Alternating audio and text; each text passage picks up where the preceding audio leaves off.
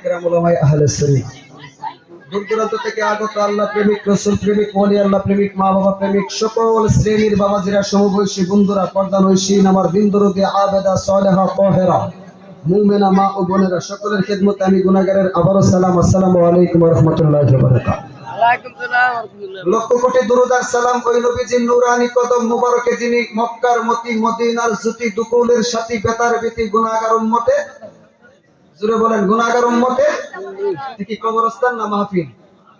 জোরে বলেন মাহফিল, আরো জোরে বলেন মাহফিল। ঝগড়া লাগলে তো আওয়াজের অভাব নাই নাই।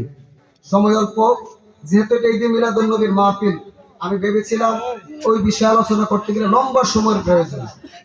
বর্তমানের আরবি মাসটা হচ্ছে রবিউস সানি, যিনি গাউসে সামদানি, মেহবুবে সুবহানি, শেখ সৈয়দ মীর মুহিউদ্দিন আব্দুল কাদের জিলানী আল গিলানী রাদিয়াল্লাহু তাআলা আনহুর স্মরণে সারা বিশ্বের যত প্রেমিকগণ আছেন, গাউসে পাকের প্রেমিক, তারা এই মাসে গাউসে পাকের স্মরণে উরুস মাহফিল করে কি করে না?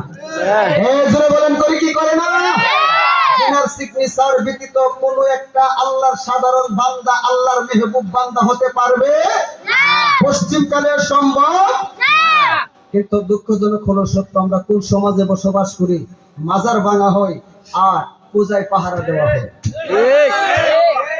মনের মধ্যে কষ্ট।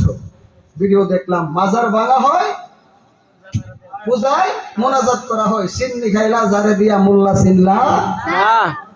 যদি ওলি আল্লাহ গুলো দেশের মধ্যে না আসতো, তোমার মতো মৌলবী আজকে স্টেজের মধ্যে বৈশা মাজার ভাঙো, এই করো সেই করো, গীবত করো, এগুলা করতে পারতা না। আমারটা গীবত ধরবেন না, এটা গীবত না, এটা সত্য কথা। মাজার কেন ভাঙবেন? মাজারওয়ালারা কি দোষ করলো? যদি তারা না আসতো, আপনি তো মুসলমানই তো হতে পারতেন না, দুঃখী পড়া লাগতো। ওই যে আজকে দুর্গা পূজার শেষ দিন না, কথা কয় আল্লাহ যে আপনাকে আমাকে মুসলমানের ঘরের মুসলমান, বিশেষ করে সুন্নি মুসলমান বানাইছে, আমরা সবাই খুশি না বেজার? খুশি না বেজার? দুর্গা পূজায় মুনাজাত করো, এটা কি কোরআনে আছে? সনাতন ধর্মের বাইরে আপনারা কেউ কষ্ট নেবেন না, কদমে হাত। কিন্তু ওলি আল্লাহদের ব্যাপারে আল্লাহ বলে, আলা ইন্না আউলিয়া আল্লাহি লা খাউফুন আলাইহিম ওয়া লা হুম ইয়াহজানুন।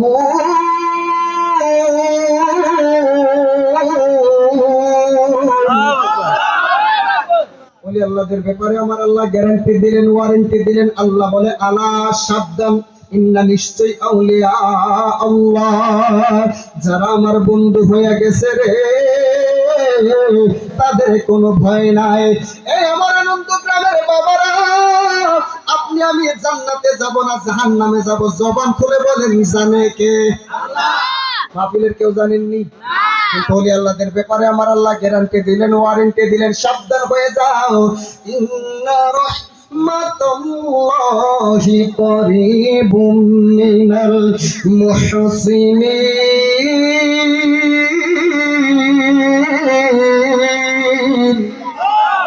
এই সুদর্শকের ওলি আল্লাহদের দরবারে যাবে, আল্লাহ বলতেছেন না নিশ্চয় রহমত আল্লাহি, আমি আল্লাহ রহমত আছে করিব মানে নিকটে, মুহসিনিন মানে সালেহ বান্দাদের কাছে।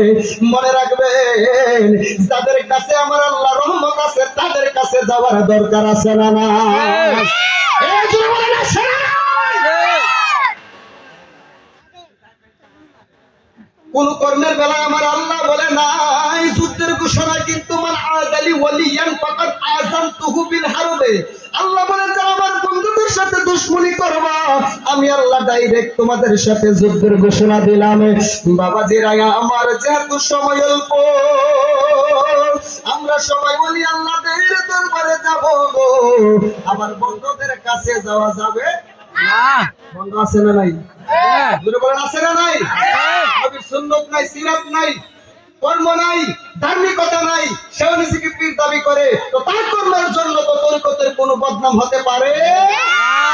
আমরা সুন্নিরা কখনো সকলকে লক্ষ্য করে বলবো, নারে তাকবীর, আল্লাহু আকবার, নারে রিসালাত, ইয়া রাসূলুল্লাহ।